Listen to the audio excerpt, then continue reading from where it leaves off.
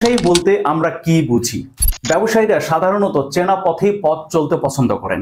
সমাজে বা মার্কেটে এমন সব পণ্য বা সার্ভিস খুঁজে বের করার চেষ্টা করেন যেগুলো অনেক বেশি প্রচলিত, বাজারে প্রচুর চাহিদা আছে এবং লাভের পরিমাণটাও বেশি।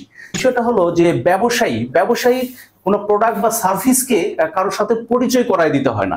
এই প্রোডাক্ট বা সার্ভিস সমাজে আগে থেকেই পরিচিত। নতুন ব্যবসায়ী ওনার বিজনেস প্রতিষ্ঠান খুব চমৎকার করলেন, এসি লাগাইলেন, বিদেশ থেকে কারিগর নিয়ে আসলেন, উনি ওনার দোকানকে পরিচিত করবেন, ওনার ব্যবসায়ীকে পরিচিত করবেন, ওনার সার্ভিসকে পরিচিত করানোর কিছু নাই। টেইলার্স যেটা শার্ট বা জামা কাপড় সেলাই করে, আমরা এই ব্যবসা সম্পর্কে সবাই জানি। এটা একটা ব্যবসা, এখানে উদ্যোক্তার কিছু না। এখানে শত শত বছর ধরে এই সিস্টেম চালু রয়েছে। এই সিস্টেমের মাধ্যমে হাজার হাজার মানুষ তারা এই ব্যবসাটা পরিচালনা করে আসছে। এখানে নতুনত্বর কিছু নাই। ব্যবসায়ীরা সাধারণত ব্যবসা শুরু করার আগে তারা costing, return on investment, feasibility study, নানান কিছু করে তারা ব্যবসায় নামার জন্য তারা চেষ্টা করেন। কারণ তারা সবসময় ঝুঁকি এড়িয়ে চলতে পছন্দ করেন। সকল ব্যবসায়ী কিন্তু উদ্যোক্তা নয়, বাট সকল উদ্যোক্তাই ব্যবসায়ী।